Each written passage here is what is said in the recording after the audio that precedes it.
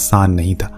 यही नहीं, वहां इन्हें आगे जाने पर एक ताबूत भी मिलता है जिसके आसपास हजारों कंकाल थे, जिनके हाथ में तलवारें और सीने पर कवच था। यानी कि ये सभी सोल्जर थे और जैसे मानो ये एक सेना की टुकड़ी हो, यहाँ पर किसी जमाने में इसे तैनात किया गया हो और इस चीज की रखवाली कर रही हो। भारती उस ताबूत को देखकर बताता है कि ये उस जमाने का खुदा है जिसके सामने हर बड़ा से बड़ा आदमी अपने घुटने टेक दिया करता था। लेकिन रोनल को अब जल्दी से यहाँ से जाना था, इसीलिए आमिर को चलने को कहता है, पर भारती जिद करता है कि बस कुछ फोटोज क्लिक करने दो और इस दौरान वो उस रास्ते का जायजा लेने लगा जहां ये लोग वापस जाएंगे।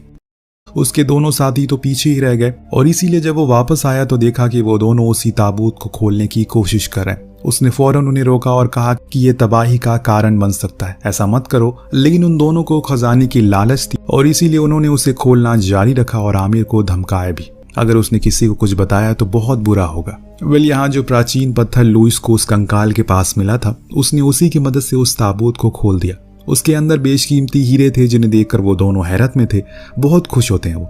पर उन्हें इस बात का हल्का सा भी अंदाजा नहीं था कि बरसों से सो रहे किस शख्स को उसने आज जगा दिया है। आमिर फौरन भागकर रोनल के पास गया, लेकिन उसके साथ वो दोनों भी थे और इसीलिए वो उसे कुछ बता ही नहीं पाता। पर दोस्तों, अब कुछ समझाने और बताने का समय तो चला गया, क्योंकि अब यहाँ से आतंक शुरू होने जा रहा है। जब ये सभी खड़े थे तो तभी एक अजीब सा हाथ पोलो के पीछे आया और पलक झपकते उसे अपने साथ ले गया। जब ये लोग उसका पीछा करते हुए गए तो देखा कि वहां तो उसकी लाश लटकी पड़ी है जिसमें से उसका सर गायब है। ये देख रोनल और बाकी लोग की रूह कांप जाती है, लेकिन अब उन्हें भारती से सीधा सवाल का जवाब चाहिए कि आखिर वो यहाँ पर किसके लिए आया था, ये सब क्या है, क्या सच्चाई है इन सब चीजों की। तो उसने उन सालों पुराने राज से पर्दा हटाया जिसके बारे में जानने के लिए उसने अपनी जिंदगी के 27 साल लगा दिए।